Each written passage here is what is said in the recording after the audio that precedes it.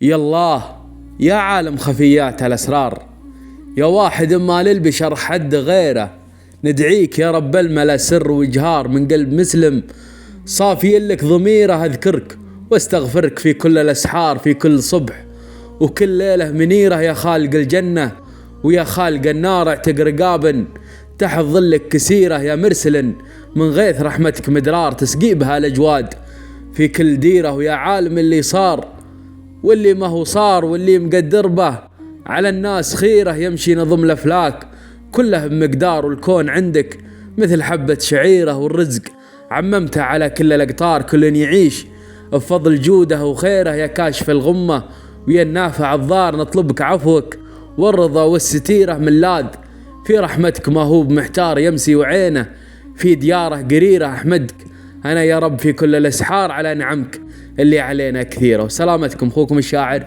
ناصر غالب عمر التميمي.